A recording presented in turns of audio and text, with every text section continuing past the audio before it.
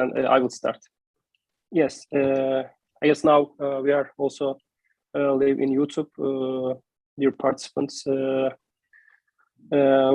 dear Professor Vernon Smith, welcome to our department again. So let me first introduce our guest, and then I will give the floor to him.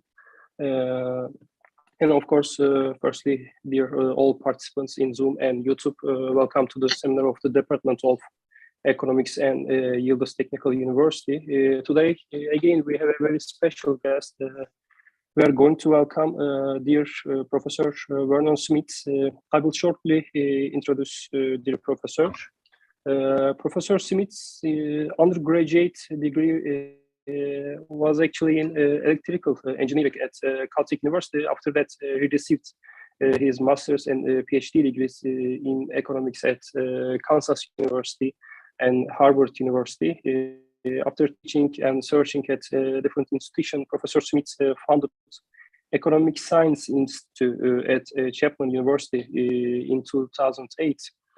As most of you know, Professor Smith is a Nobel Prize winner economist in 2002 for his work in experimental economics. You know, with his teaching and searching experiences for long years, and also with hundreds of published books and articles, his editorship in prestigious journals, and with a Nobel Prize, Professor Smith has a really long and fascinating career.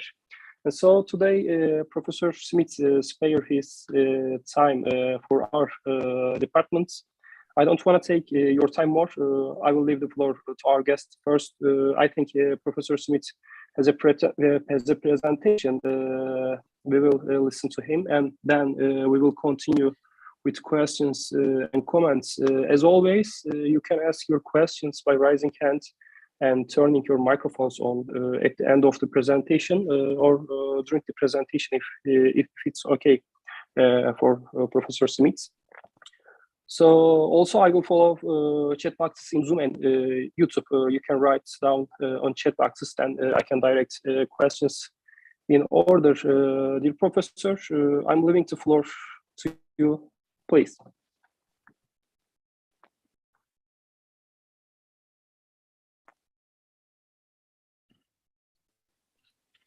All right. Everybody can see me. Can you all see my slide now? Okay, well, thank you very much for that introduction.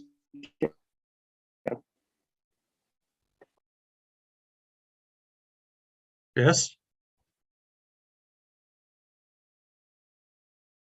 You're welcome. Okay. Well, thank you. It's a great pleasure to address this university audience. Actually, I feel connected to the Technical University. Turns out my daughter-in-law, who's from Istanbul, used to drive past your university every day and stop for the students who are crossing at the stoplight. So I feel that personal connection.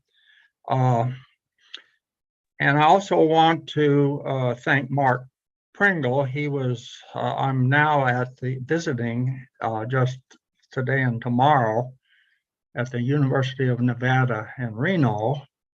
And so we invited Mark Pringle, my host, to distribute the slides and to ask any of the local students to join us if they wish. So we may have some visitors from the University of Nevada, Reno. Now this talk is about property and price discovery in classical economics. Now by classical economics, I mean the economics that stems from the work of Adam Smith and his followers. He had many followers, English, French, and Italian followers. And so I'm referring to that tradition when I talk about classical economics. And now this work is is based upon joint research by Sabiu Inawa. Sabiu is from Niger, the former French colony of Africa, and he and I are the ones that have been working on sort of the economics of markets. Earlier, Bart Wilson and I worked on, and we produced a book called, we call it Humanomics, and that's about society and the origins of society, and it relies very much upon Adam Smith's first book, the Theory of Moral Sentiments, and also that's where the property comes from. Okay, I want to begin with a display an experiment. Okay, now this is the first experiment, market experiment I did. This is January in 1956, a long time ago. And I had a principles class. It was the first day of class. I had 22 students in it. And I decided I would do this experiment on the first day before. These are mostly sophomores in college. They've never had any economics. Has not read anything yet. And I thought I'd do this market experiment on the first day of class.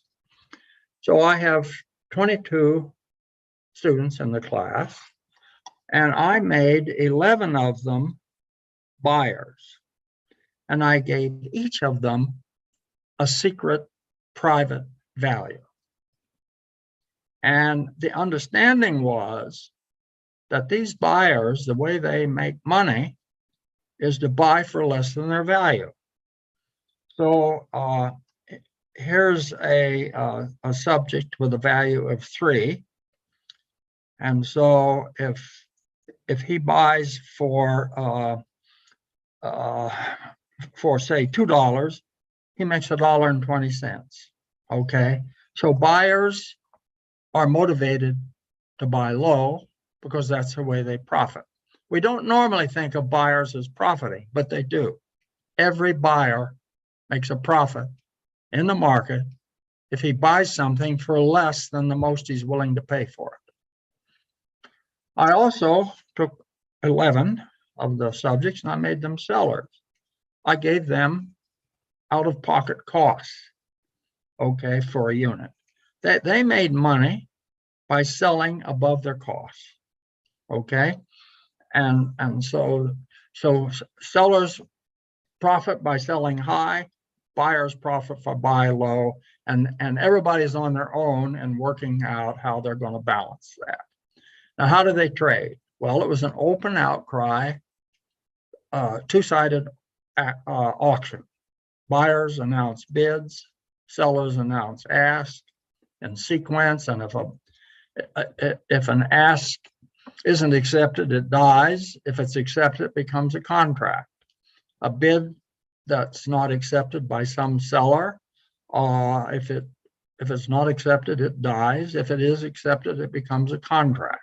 So people are all freely engaging in this process. Now, I was incredibly surprised by these results. No one studying economic theory in the middle of the last century, we're talking about the 1950s, would have believed that some naive sophomores walk into a room, you give them these values and costs, and then conduct trading in a series of market periods. Here's period 1, trading occurs, and then at the start of period 2, we replenish everyone's values and costs. Okay, so this is Monday, now it's Tuesday, and everybody comes to market to trade again. And we're replenishing the values and costs, so we're creating here a stationary supply and demand market in theory. Well, they find these they trade very close to the equilibrium almost from the beginning. So this was based upon the extant theory at that time, this was a puzzle as to why this would happen. Now, Adam Smith wouldn't have been surprised about this. I didn't realize that at the time. And we're going to visit chapter 7 of The Wealth of Nations and see how he thought of buyers and sellers determining prices. And you'll see it's a very good story about that. However, he wrote The Wealth of Nations, he wrote The Theory of Moral Sentiments. And this had to do with the origins of society, and in particular, the origins of property. So that's our theme. That's the theme here for today. Adam Smith made original contributions to two things. First, the origins of property. And of course, these are essential to the performance of markets and also in social exchange systems. And he articulated a model of how buyers and sellers discover prices in markets. And that model is quite complete and well articulated, and it's not that difficult to state it mathematically, and that's one of the things I'm going to do today. Now, I think it's important for us to realize that Smith's thinking and modeling style is fresh and relevant even for today. We still have a great deal to learn from Adam Smith. The advent of marginal utility theory and the neoclassical revolution of the 1870s, about 100 years after Smith wrote, really didn't build on the classical tradition. It moved out and created a new tradition. And so I'm returning to this.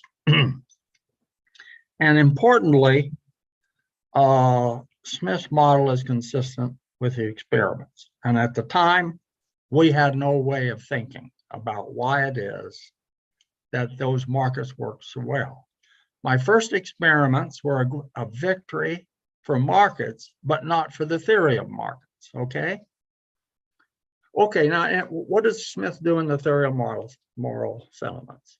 Well, he models the other regarding social action that occurs in our neighborhoods, our communities, our families, and his model indicates how and why we get along with each other, or perhaps fail to get along with each other.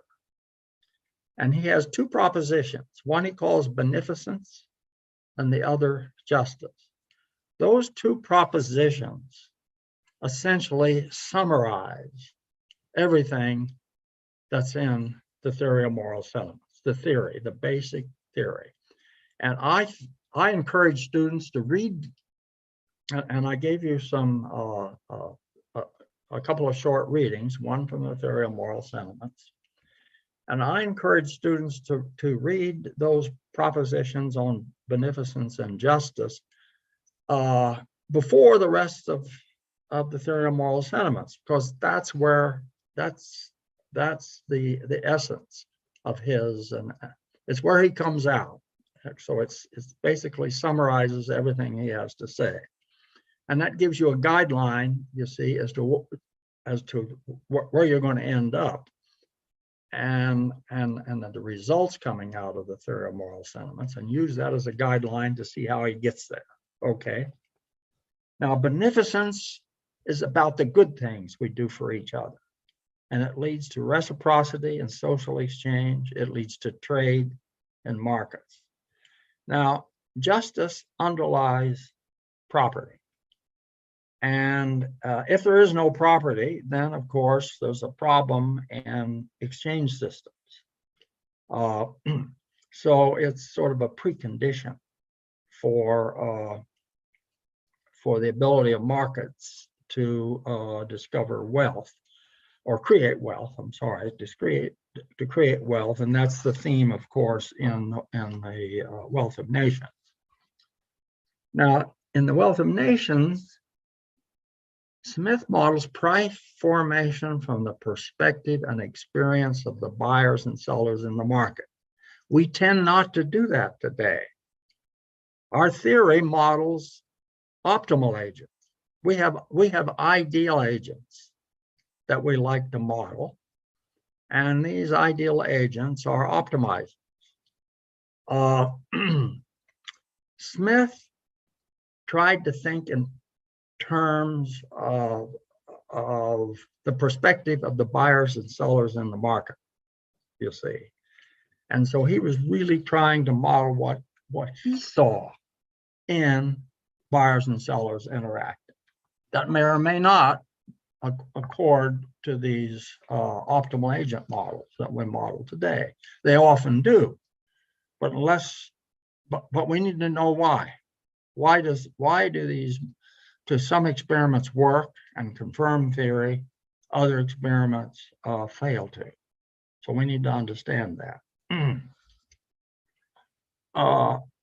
His methodology, I think, is interesting because he's concerned with the roots or origins of actions, and he sees those roots in the feelings, the experience, and learning to know how to act in various circumstances. He sees that as very much an evolutionary, developmental thing as we grow up and our experience is passed on across generations. After he models the origins, then he inquires as to the consequences of actions. You see, in modern utility theory, we weld those together. We say that A is chosen over B if and only if utility of A is greater than utility of B. That's not Adam Smith's approach. It doesn't mean he didn't recognize that things had utility. He understood that, but he didn't see that as the proper approach to modeling them. All right, here's Smith's social theory. There are two pillars of society, are beneficence and justice. As I said, beneficence is about the good things we do for each other. Justice is about the control and limitation of the bad things we do to each other. So it's justice is really about property rights. Justice has to do with the actions we take to deter hurtful actions from our neighbors and particularly the government. So this is about controlling murder, theft, robbery, and contract violations. That has to do with property because we first of all have property in our bodies. Well, but if there isn't control over killing, I really don't have any property in my body. And if there's theft and robbery, I don't have property in the product of my body because I can't keep it. I can't retain it,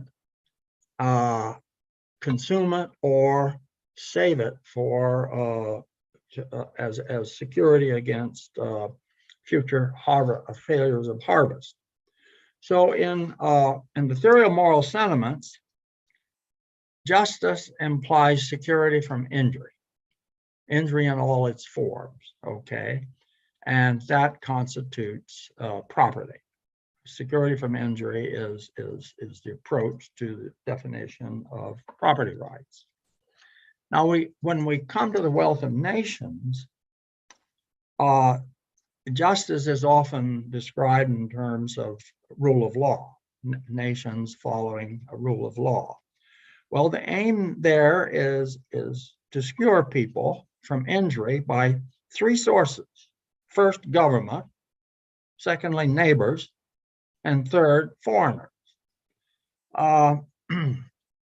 Constitutional governments always in America, for example, in the American Constitution, we have a Bill of Rights, a Constitution. And what do those provisions do? They protect us from our government. They assure us that we will have a right of free choice of religion, or a right of assembly, a right to a trial by jury. There's a series of rights, and these are really protecting the individual from the government.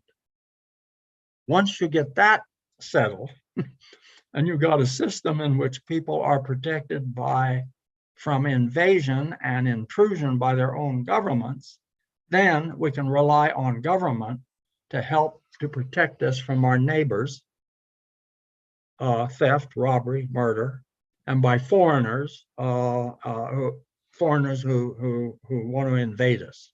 And so we need some sort of a defense for that. Okay, now here's specifically is beneficence. I call it beneficence proposition 1. Smith doesn't number it; he just states it. And what does he say? He says actions of a beneficent tendency which proceed from proper motives, and by that he means intentional and deliberate, seem alone to require reward. And that's because such alone are the approved objects of gratitude. Now, in the English language, we have this phrase, debt of gratitude. Well, that phrase, debt of gratitude, reflects precisely, you see, the generality of this proposition on beneficence that's in Adam Smith. And now let me give you an illustration of this. I'm going to work. It's Monday morning, I'm going to work. Before I go to work, I put my trash barrel out curbside because Monday is the day that the waste management people pick up the garbage. Okay, so I put my trash barrel out. I come home in the evening, and suppose I forget to bring it in. All right, that's a problem, because if you leave your trash barrel out by the curb, the street sweeper comes through and you'll get a fine. All right, so my neighbor notices when she brings her trash barrel in that I didn't bring mine in. So she brings it in for me. Well, that's Monday. Following Saturday, I'm picking avocados off my 2 trees in the backyard, and I pick a bag full for my neighbor and I take them over. She's not home, so I leave it on the doorstep. Now you'll notice this is a nice illustration, you see, of this. This is an example of the sort of things that good neighbors do for each other, okay? And it's an exchange system, you see, and it's entirely voluntary, and none of the actions are enforced. They're all self-enforced. Okay, so that's a typical kind of sort of thing that we see happening in neighborly communities. Now, justice proposition 1, as I call it, is the obverse of the beneficence. It says that actions of a hurtful tendency, which proceed from improper motives, seem alone to deserve punishment, because such alone are the approved objects of resentment. So hurtful actions, deliberately hurtful actions by others toward me leaves me with feelings of resentment and an urge to punish or retaliate, you see, against that. Well, this is these, you see, are the 2 pillars of society. Now, Smith says that these are both important pillars to society, but Smith points out that justice is the more essential, because society, and here's a quote from him, society cannot subsist among those who are at all times ready to hurt and injure one another. So society can't even get off the ground if there's widespread injustice. Okay. Notice that both these pillars require common knowledge that we are all self-interested. There's no conflict here between being self-interested and acting in self-interested. He distinguishes being self-interested from acting self-interestedly. So we can all be self-interested, but it doesn't necessarily mean that all of our actions are in our self-interest or taken strictly in our self-interest. As Smith puts it, we're all self-interested, but you can't look your neighbor in the face and avow that all your decisions are in your strict self-interest. So we learn to act in ways that enable us to get along with our neighbors if our communities are to be stable. So this is these rules are an important source of order in our social and community worlds. Okay, this also is the origin of property or rule of law in modern governments. And Smith is saying here is that these rules have ancient origins. The ones on justice come very early into our tribal and community that we lived in.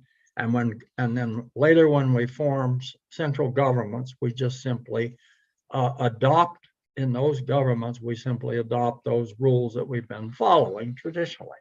They become codified into the law. And as he puts it, the violation of justice is injury, real and positive hurt to persons from motives naturally disapproved of. It is therefore the proper object of resentment and moreover of punishment. And as the greater and more irreparable the evil is done, the resentment of the sufferer runs naturally the higher. So you see, this leads to rule of law in which murder carries a heavier penalty than theft or robbery. Theft or robbery, a heavier penalty than violation of contract. So all of these things have, in Smith's view, very ancient origins. So to summarize TMS, Smith first models the roots, origins of actions, feelings, experience, action, know-how. Then he examines the consequences of action. And property evolves from our resentment, punishment of hurtful acts. Now let's turn to the wealth of nations. And there, Smith argues that wealth is created by specialization. And specialization is determined, he argues, by the extent of markets. The function of markets is to find prices. So Smith, in the first 7 chapters, develops those ideas. And in chapter 7, he articulates a model of whereby buyers and sellers in a decentralized interaction in markets produce prices. Now, let's think about how we model demand as theorists. And also I want to bring in the question of how Smith modeled demand. And so I'm asking, how in theory do we express the demand of buyers and sellers, consumers, as they arrive in the market? Well, there's 3 perspectives.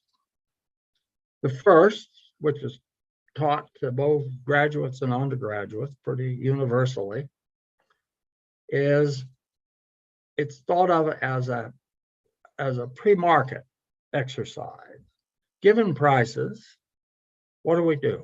Each individual is thought of as maximizing his or her utility, subject to a budget constraint, an income constraint. So given prices, we solve for optimal quantities as a function of those prices. But wait a minute, there's a problem here. Prices have to first be discovered in the market. Okay, so how does this help us discover prices?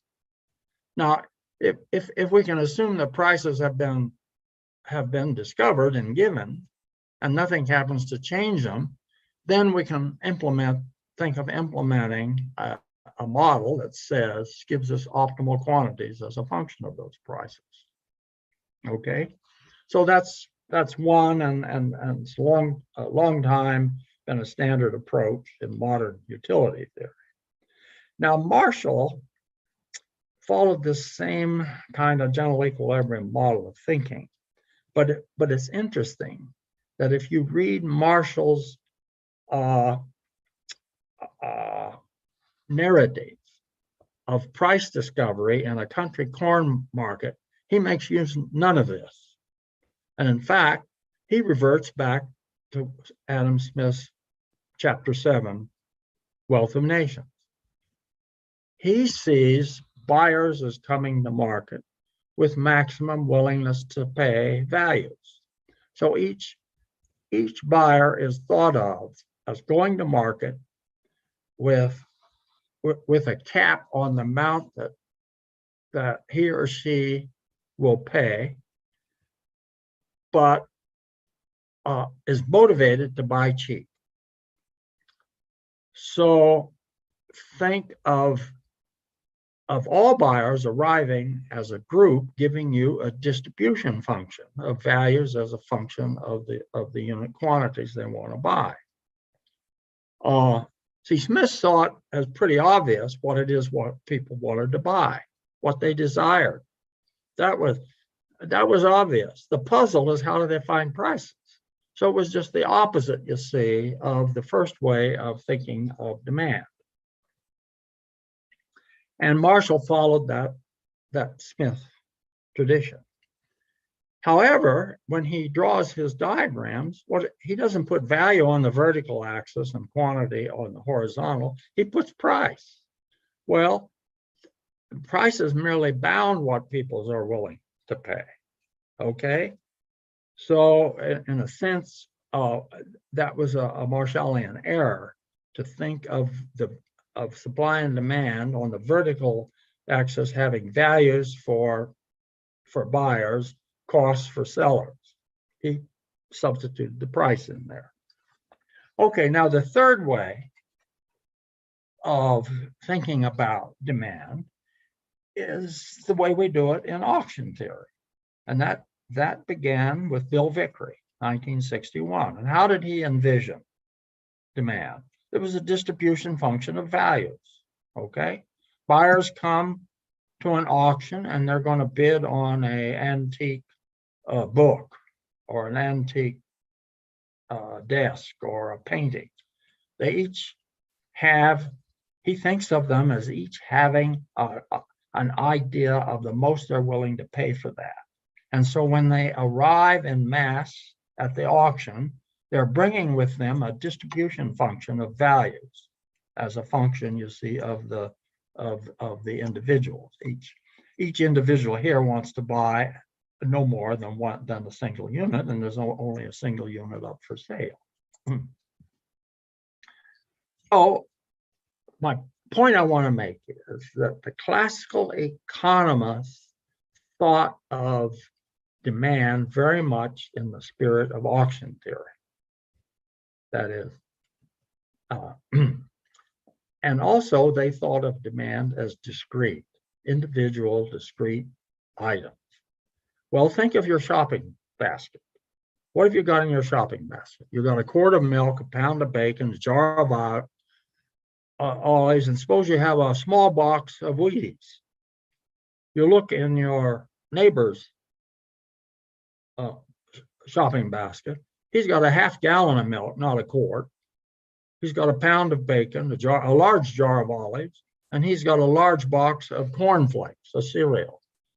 Notice in the supermarkets, everything comes in discrete units. You have small, medium, large boxes of cereal, and even maybe a super box. And so what's happening here is the market is solving an inventory problem for we consumers.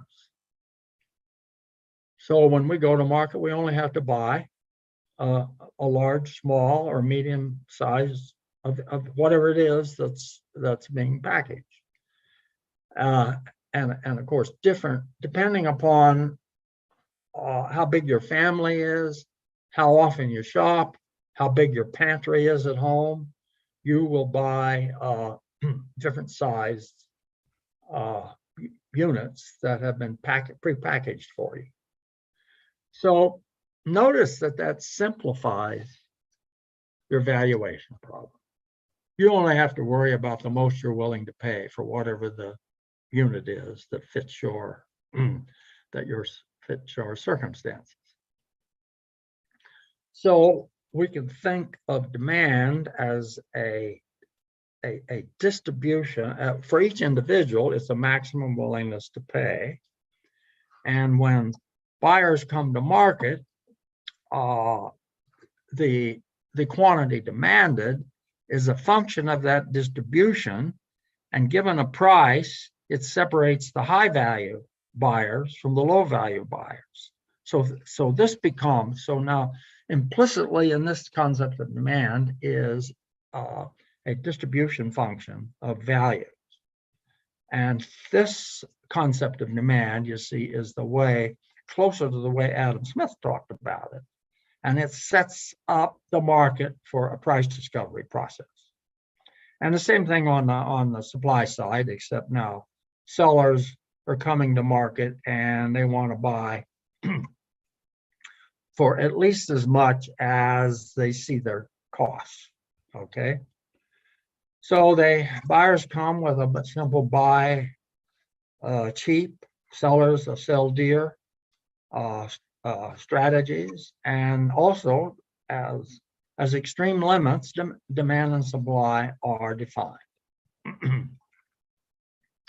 Now, it's important, I think, to understand that Smith knew about auctions. Nowhere in any of his written work does he have a section about auction theory. Does he describe auctions? But from time to time, he mentions auctions as sort of an aside. He's thinking out loud, and he makes a comparison, and he uses an example of an auction, say. For example, there's a point where he says, if two buyers equally desire an item, the one with the larger wealth will carry it. Now notice, he understands that the high bid wins in an auction. He realizes that things like taste and wealth matter. And I think it's important to realize that his understanding of that helps you to see how he understands all demand. So you see, that was his model of demand generally in markets, the kind of model that comes out of modern auction theory. Okay, return now to this first experiment of mine, back in January 1956. Notice I have price on the vertical axis. I'm making a Marshall's error. Okay, I got price up here. There's no price. There's no price on the left-hand diagram. This is a distribution function of values. This is a distribution function of cost. So values and costs are over here.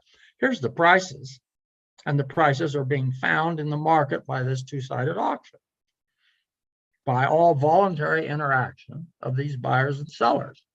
And notice that the bid-ask process narrows the range before the range of acceptable contracts before we even have the first contract.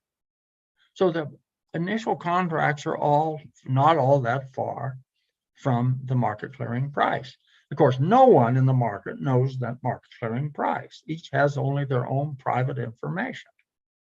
And without knowledge of what everybody else's values and costs are, no individual can know anything about the supply and demand. Okay, now, as I said, this market shocked me. We didn't have any, at the time I did this experiment, we didn't have any way of understanding from the typical theory we were taught why or how this occurred. I thought that this may have been this first experiment I thought might be an accident of too much symmetry. Look at here, the market clearing price is equal to the average value is equal to the average cost. I thought that's the experiment may be flawed as a generalization because there's too much symmetry. So soon thereafter, I did this very asymmetric case. Notice that it converges still in about 3 or 4 periods. Moreover, we now are getting some rather extreme contracts. Notice here that the first trade in period 1 matches this seller with a cost of 20 cents with some buyer up here at a price of 40. Well, that seller thinks that's a pretty good deal. He doubled his money, right? Little did he know that he was selling very, very cheap, because he later sees these prices going up and much higher than what he paid or what he sold for here in the first period. So he doesn't repeat that. Okay, everybody is learning that prices can be pretty high. So now the whole market starts lower, moves up, and now starts to stay up. So that's the typical process whereby these markets find the equilibrium. Here's a more recent experiment. This is a teaching experiment. And we have here 6 buyers and 6 sellers, each with a capacity to buy or sell up to 4 units. And it's an open outcry process, and the experimenter has an assistant who is typing the bids and asks into a computer as they are shouted out. And so we see here the convergence. Here bids tend to get higher, the asks are coming down, and finally we have a contract. And that's a trade of a single unit. And then the market moves to a second unit, trades it, and so on. So these are all of the bids and asks. So because this is a teaching exercise, we then superimpose the array of total of demand and supply among all members of this trading group.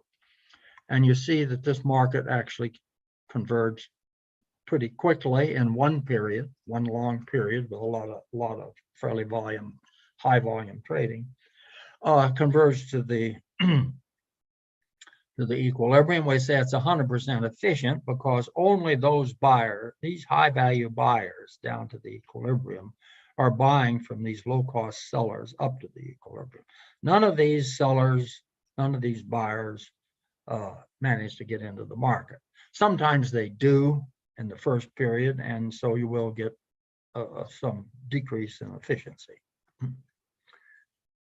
So now let's go back now to and look at chapter 7 of The Wealth of Nations. What does Smith say?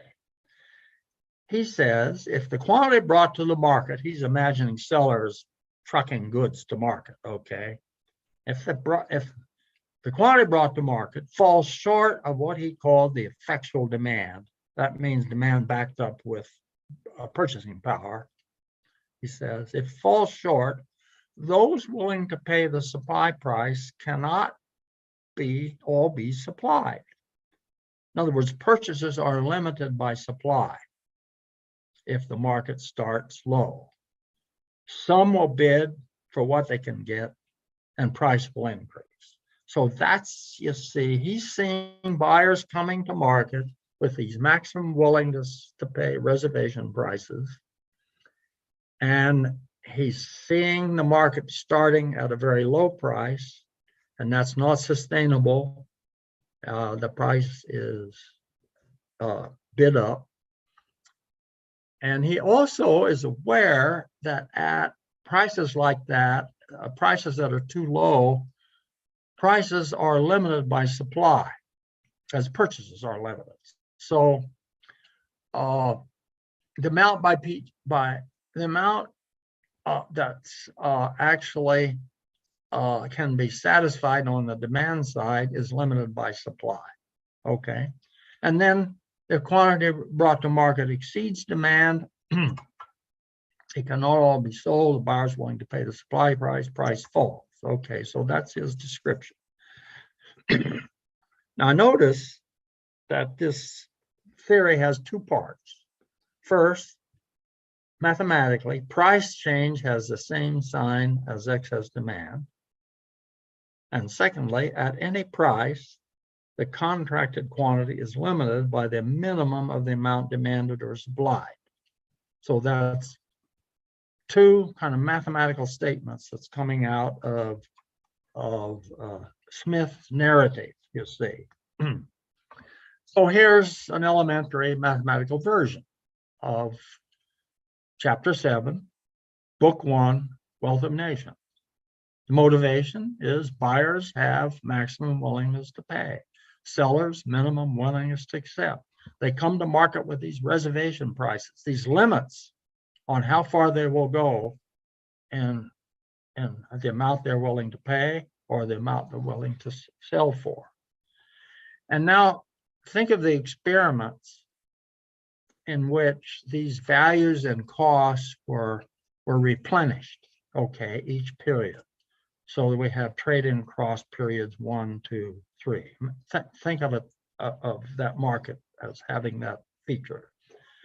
Okay, so what's the price adjustment rule? Well, price change and excess demand, say that's a function, E of P, have the same sign.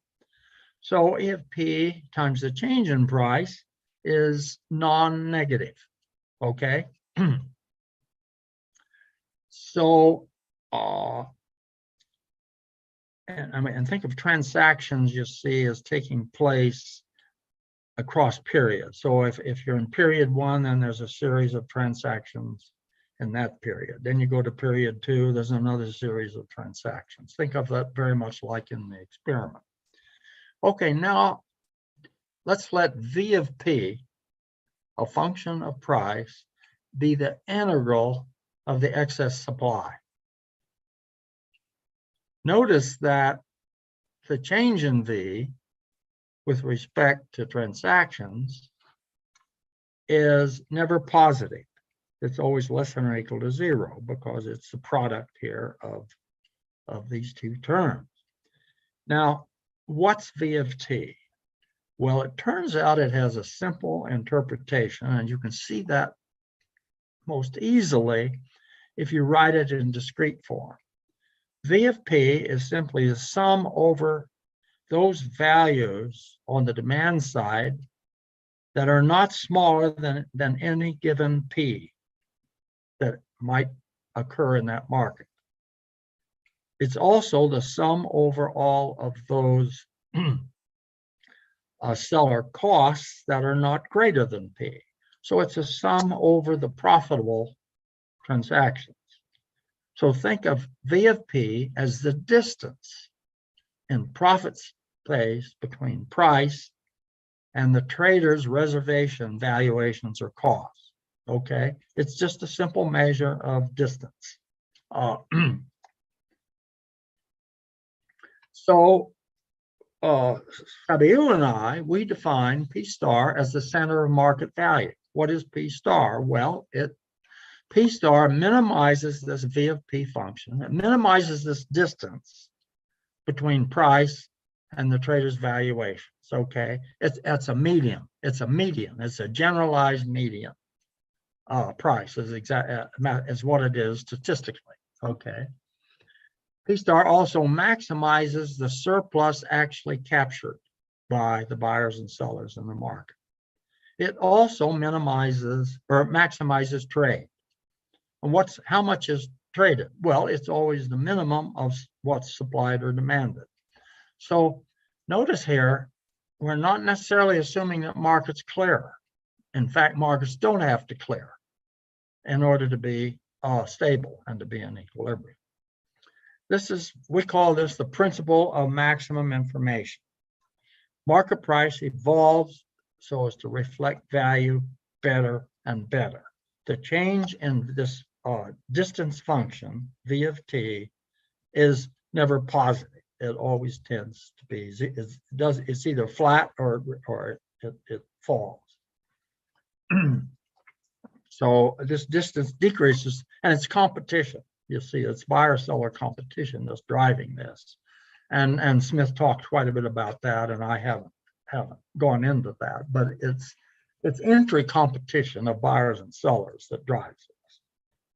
So this gives us the classical foundations that Hayek talk about, the notion of markets as information systems, and also the mathematical stream of that literature by Leo Hurwitz, Stan Ryder, Roy Radner. They were all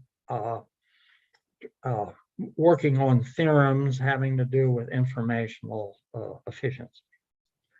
Now we're going to use Shannon and his famous paper of 1948 below to calculate the explicit information content of prices. Now, your university is a technical university. Shannon was an MIT electrical engineer in 1948 who formulated a measure of what he called information, a measure, and we're going to use that. We're going to apply that Shannon's model to supply and demand. But first, let's represent here what the qualitative properties of the system that we've just talked about, which I claim really is a mathematical version of what's in Adam Smith, okay? So here's, suppose demand is a negative exponential distribution function. So supply is rising asymptotically, exponentially towards some flat level, some maximum amount up here. So suppose that's the supply and demand. Notice here that if price is below the center of value, demand is limited by supply. If price is above, then supply is limited by demand. So this has to do with the trading set, okay? Over here, here's the V of P function, which falls to a minimum and then rises. That's the price value gap, okay? Here's surplus actually collected by the buyers and sellers, okay? And then in this system, if prices start to above, they tend to converge. If they start below, they tend to converge up. So this is a qualitative. You see, we don't have any institutions in here yet that describe how buyers and sellers actually meet. So these are just general properties of the system that Smith here talked about, and how it affects profits. And of course, it's all driven here by profits, and that's the nice thing about this V of P function, you see, which and enables markets to reach a point where all buyers and sellers maximize their profits, okay? And that's this captured in this measure of the gap between price and the trader's valuations and costs. Okay, here's some information theory. Now notice that a transaction concluded at price P reveals publicly the existence of some seller with a cost not greater than P, and some buyer with a value not smaller than P, but that before their information was hidden. Their willingness to pay, their willingness to accept was hidden. It's now revealed within an interval, because the price is somewhere in this interval between the seller's cost and the buyer's price. So within that interval measure, this is publicized. This is now public information in the form of a price. Well, what Shannon did was he proposed measuring the information in an event, and we have here an event as a trade, an event realization as the log probability of the event. Okay, in terms of if we have a smooth large market and we assume these things are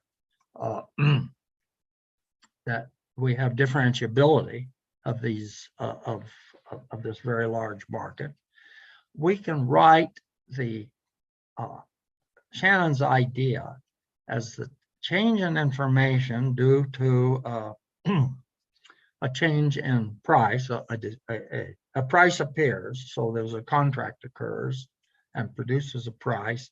We measure that as the log of the ratio of D of P to S of P, okay?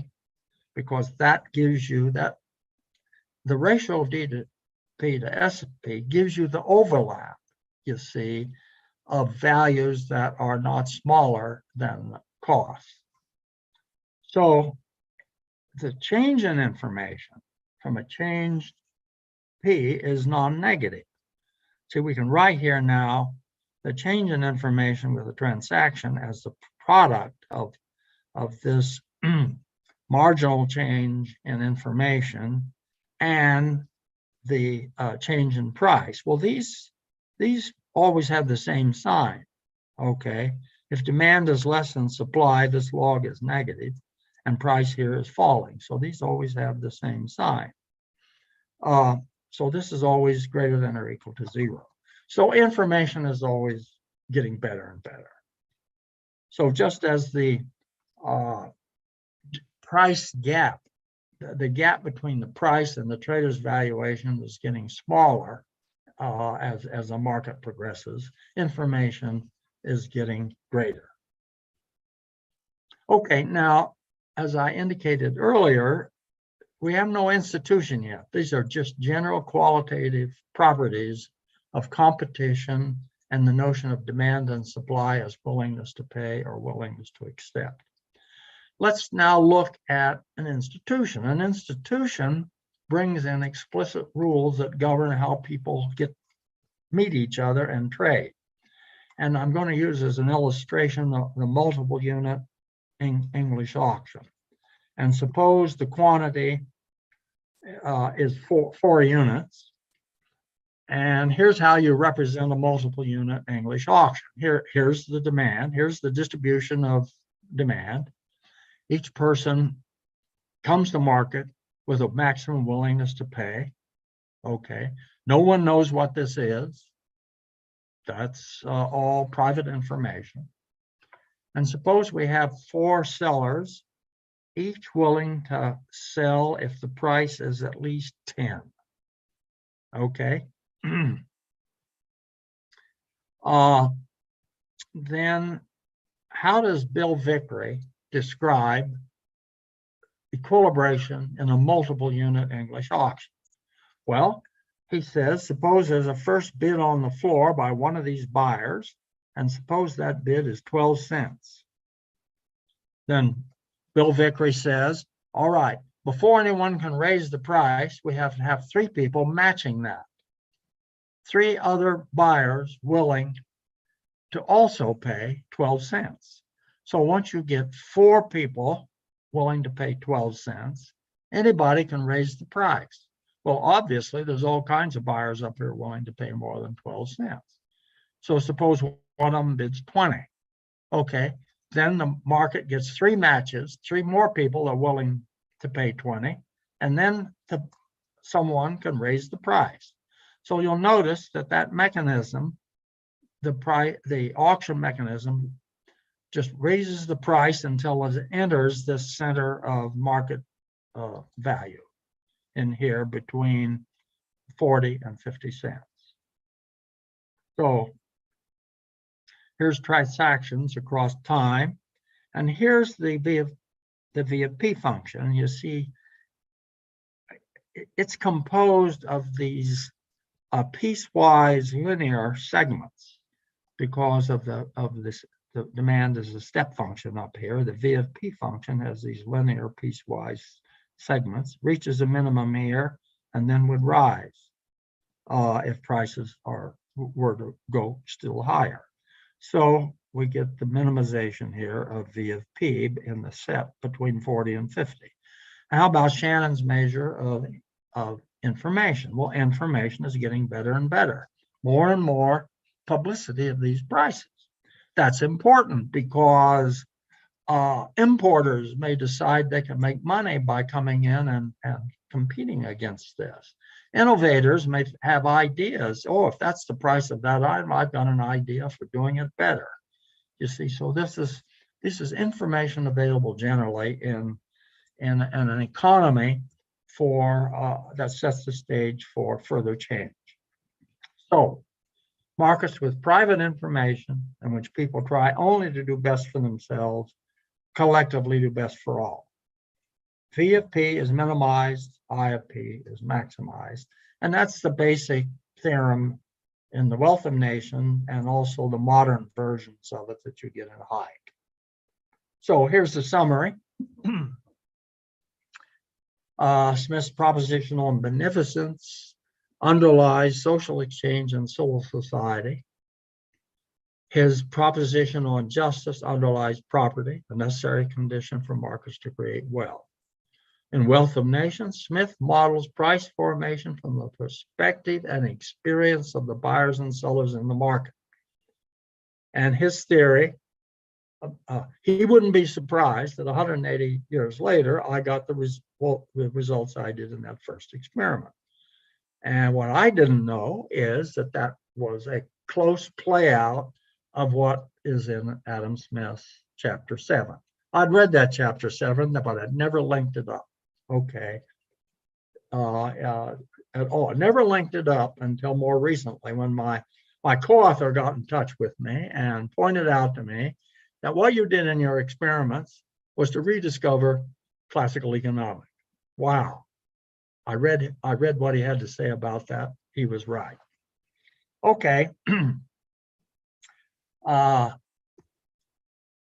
Thank you. And here's the references to the theory of moral sentiments and to the wealth of nature, wealth of nations, I'm sorry. And these you can download free. These are click sites at the Liberty Fund. They've got, well over 1,000 classical books that are now available in digitalized form. And you can download them free of charge. And the nice thing about that is that they're searchable. Okay, and that helps a lot if you're interested in studying them very close. Thank you, ladies and gentlemen. Thank you too, dear professor, for this good presentation. So now we can take your questions or your comments, dear participants. So we'll wait for this, and also let me, I look at our YouTube channel. There may be some question in there.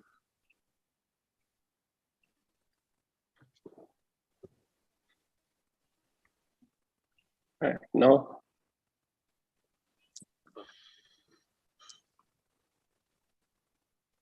So, dear participants, any questions or comments?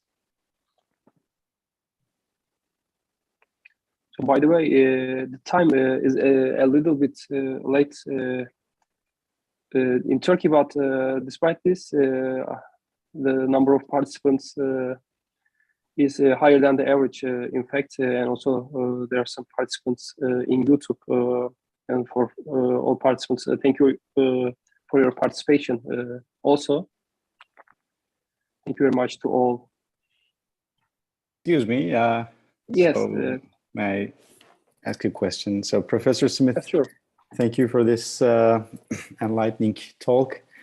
I was surprised to see how closely you could match this equilibrium in 1956 and how it evolved since then. So please, I apologize if I cannot remember the terms correctly, but one was about beneficency, you said, and beneficent was one of the two pillars of society. The other justice. Beneficence is about the good things we do for each other. Yeah. We trade favors in our communities, and in markets, we enter into economic exchanges.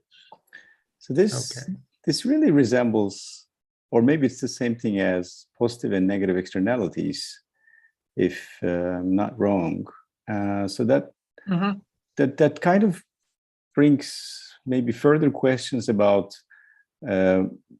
maybe can you think of, for example, new ideas or new approaches concerning this negative externality issues concerning environmental pollution, climate change, whether these concepts could bring some more interesting insights beyond what we know so far? I think it might, and that's an interesting way, a good way to put it. It is, see, justice was an approach to trying to limit and control certain kinds of negative externalities, particularly those that involve person-to-person hurtful acts. And this had to do with intentional acts,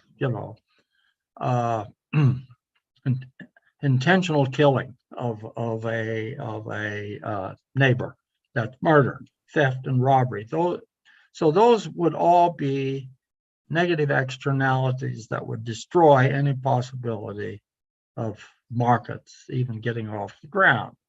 And so that was, Smith saw that the control of those as essential, you see, to society.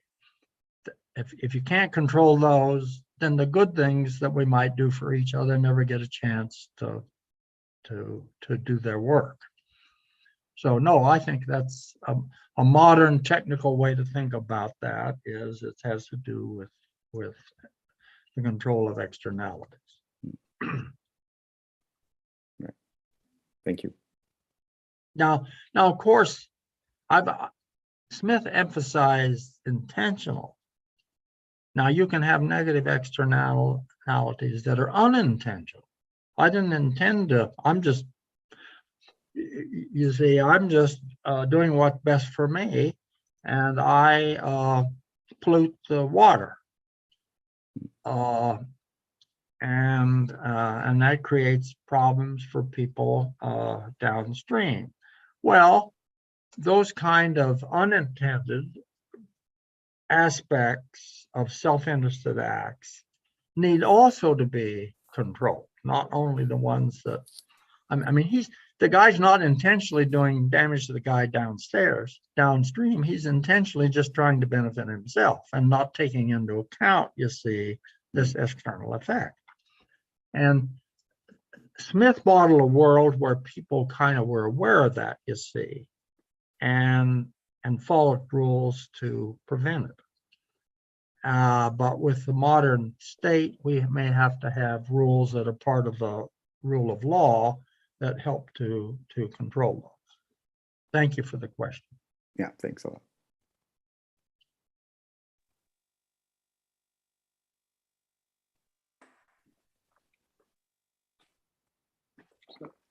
Yes, Seva Hocam, please. Thank you very much, Professor, for your great contribution again. You're welcome. It's been my pleasure. Thank you.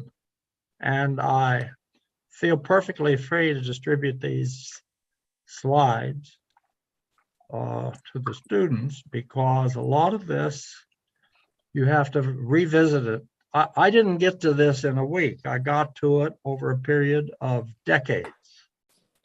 So it doesn't come easy. It comes slow.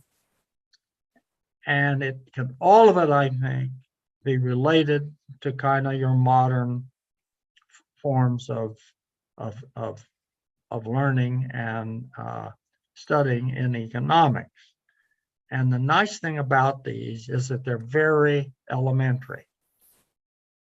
You see, Smith always started with roots, with fundamentals. It's simple environments. and work to understand those and then branch out. And that's a great model for us all. But thank you, ladies and gentlemen. Thank you. Professor Smith, it's actually, may I ask one more question in Sure. case we have some time? Your very latest slide is or figure when we had information increasing and the V function, was it valuation, was decreasing with the transactions. So so this is interesting because that I wonder how this dynamics would actually change again with externalities, like or whether you paid some thought on this issue, if we had some negative externality or positive, how would this what we would expect there actually? Well, it's basically just the same thing. Well, it's just you're just describing different forms of hurt from one neighbor to another. Okay, that's at the root of it, and these may be people that don't know each other. They're separated in time and space, so the externality is not kind of obvious and direct. And so I would say an important function of government is to kind of be aware of those and see if there's ways in which they can limit them, but always to limit them in a form as to do not do more harm than good. You see, this can be very sophisticated. It has to have, it requires, to get these rules right, requires a lot of understanding of how markets work. And if you are controlling an externality and at the same time interfering with how people voluntarily trade, then it may not work. Yeah. Maybe have you tried in a class experiment? Policy is very difficult. Yeah. It requires, our models are very simple of those things and can easily, you know, do a lot of harm. And and what's interesting, though, you see, is that almost all of us are better off than our parents and our grandparents. Why is that? There's one very simple explanation, and that is markets, free markets, are wealth creating engines. And these have been going on for about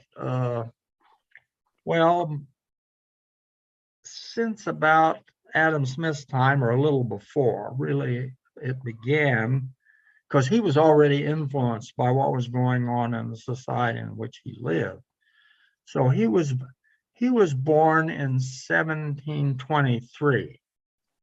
Well, but a lot of these forces were already at work in the century, the 17th century, and also you had the amazing breakthrough by Isaac Newton. You see, Newton for the first time created a science of the universe in which all order could be understood in terms of simple laws of interaction. And what Adam Smith and his friends and neighbors, his other scholars of that period did in the Scottish Enlightenment, is to apply those principles to social and economic affairs. You see, David Hume, Adam Smith, these guys realized that the Newtonian notion of order might be applied to legal and social systems around them, because they lived in a world where there was a lot of order around. Where did that order come from? It come from hidden forces, because people didn't know where it was coming from. You know, the 10 Commandments the 10 Commandments were long being followed by ancient peoples. Where did they come from? Nobody knew. So they had this story. They said, well, Moses got them from God on the mountaintop. You see, they had a notion that, well, all of this order is here. Where did it come from?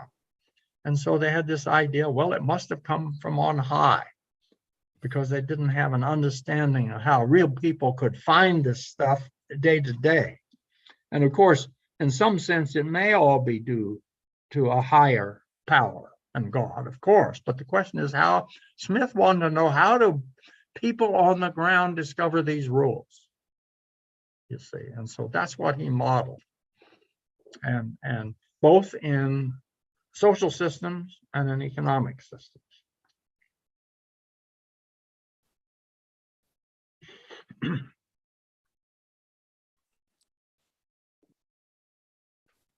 So, thank you again for your contribution, also Professor Durmaz.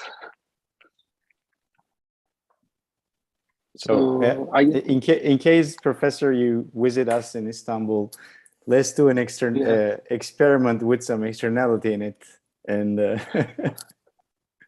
try to see whether they get the right tax rate for a pollution. Well, there is a very early experiment with externality, Charlie Plot. Okay. In which let's see, what he did was to make total amount traded had an external effect in reducing the value to buyers. I think that was it. It's a long time ago. It may have expected the supply side, but I'm pretty sure it was a demand side. So he had something that was not priced in the market coming in and affecting people's valuations. Okay.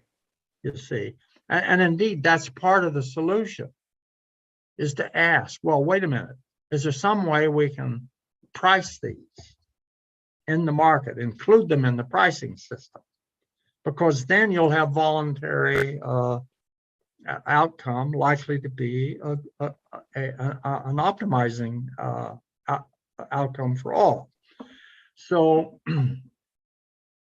it's important, I think, to begin with these fundamental models, and then think if there's an application out there, ask how something that you describe as an external effect, how can that be included into the market system? When I first started working on electric power markets, no one believed that you could organize the electric power industry around markets. No one. Well, but we created lab markets where it worked. So when I went to Australia and New Zealand and some of these places as a consultant on electric power markets, we put people in these experiments. We put people in the experiments that were skeptics, that didn't believe you could do this, and they did it. So we asked them, well, how come, if you can't do it, how come you did it? You see, and it changed everything, because people realized, well, yeah, no, this is feasible. Now, how can we put this lab market out there into the field? And that's exactly what the Australians did. They started trading power based upon the rules that we were developing and the behavior in the market. It's a very cool story. Yeah, and that didn't solve everything. I mean, there were still a lot of issues, and there still is, and people wanted green power. So the Australians said, well, okay, let's auction the right to produce green power. So the high bidder wins. So in other words, they introduced environmental issues in a way that they were disciplined by markets. Right. And so a lot of these things can be done by just thinking about how to do it within the context of markets rather than, because if you try to impose it as a policy, it can have unintended consequences. You were trying to improve it and it didn't work. And so all of these need to be tested, tested, but try it before you fly it. Okay. Right. No, great.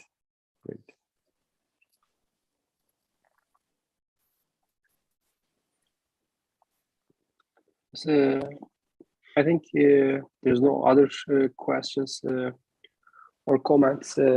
Maybe we can end this. So, by the way, I think the professor, we can share with participants these slides. You can find it in emails, dear participants. And dear Professor Smith, hosting you was a really very big honor for us and for our department. I think it was a very good experience for all participants. Also, again, as Professor Durmaz said, I hope maybe we can see you in Istanbul in one day, face to face. Well, maybe as now I think we finished the pandemic era. Maybe we can. Well, yeah. We can see. Well, I appreciate your invitation, and I would love to come. The problem is that I was born in 1927. That's 95 years ago, and so and I'm still active. I still write and do research and publish and teach, but it's harder for me to get around now. So that's a long ways. I used to travel a lot to Europe and those places, but I just have to cut back now. I'm now traveling. I'm away from my home. I'm in Nevada, but that's not very far, and I'm with my wife, and so we're a team here on a presentation we're doing tonight. She does etiquette and manners. And what I show is that Adam Smith tells you that manners is the foundation of free liberal systems. Manners, good manners. It's really interesting, because it's the rules we follow. You see, the rules we follow to get along with our neighbors. You see, it's just good manners. And so the foundation of a free and prosperous country is that citizens are mannerly. Yeah.